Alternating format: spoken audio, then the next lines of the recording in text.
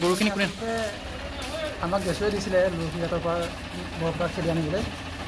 তাৰপিছত আমি ভাবিছিলোঁ কাগজ পত্ৰ ঠিকে আছে আৰু আমাক কোনো জেং জেং নাই, সেইকাৰণে আমি আহিলোঁ আচলতে। আপোনালোকে খেদিহে নিছিলে নেকি? খেদিহে নিছোঁ। আমি আচলতে হাজিৰা কৰা মানুহে, আমি কোনো ক্ৰাইম কৰা নাই বুলি আমি নিজকে মানে ভাবোঁ।